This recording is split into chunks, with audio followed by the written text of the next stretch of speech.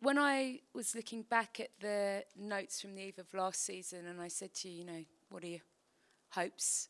Where are you at with this team? You said, all I want to do is just get enough players out on the pitch.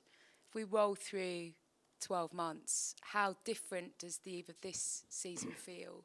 And with it, what demands are you now putting on the players? Many of them are your players now, and the expectations that it all brings. Yeah, I mean, they're always my players. From the day I took over, they're all my players.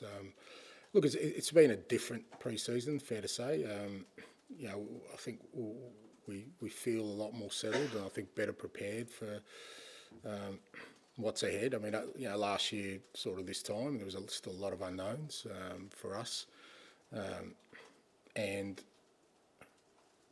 having said all that, it didn't stop us having a great start to the season. So, it's kind of one of these things where, just because, we're more settled, better prepared doesn't guarantee anything. We still got to go out there and produce. But, we've had a really, sort of, like I said, solid pre-season.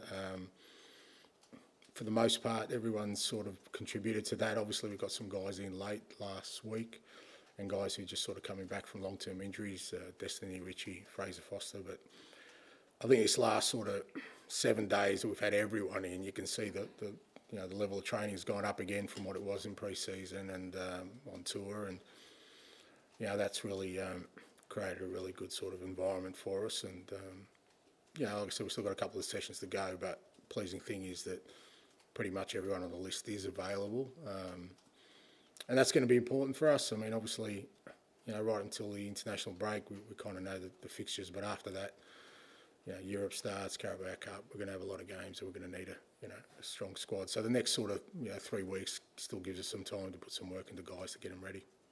And just finally, unfortunate headlines from one of your players this week in Yves Bissouma. He called it a severe lack of judgment.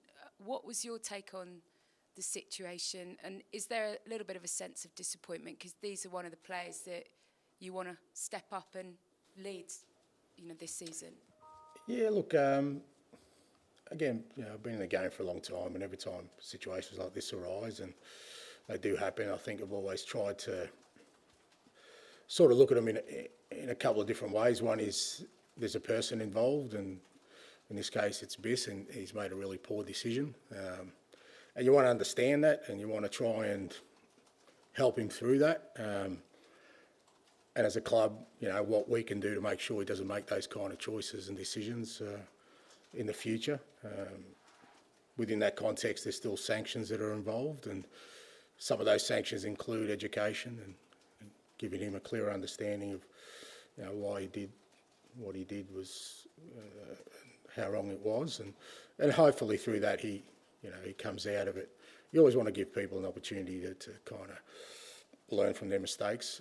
The second part of that, he's also a footballer. He's a footballer of this club. He has responsibilities. He has responsibility to the club. He has responsibility to his teammates. He has responsibility to our supporters, everyone associated with the club, and he's failed in those duties. So there's got to be sanctions to that. So he won't be available for Monday. We've suspended him for Monday's game, but beyond that, there's also some trust building that needs to happen between Biss and me and Biss and the group. And that's what he needs to work hard at from now on to try and win that back. And that's got nothing to do with just one game. He may be suspended for one game, but he's going to have to earn that. And hopefully, like I said, the door is open for him, and hopefully we can help him to realise that the decisions he makes impacts more than just him. And as I said, hopefully he allows him to make better decisions moving forward.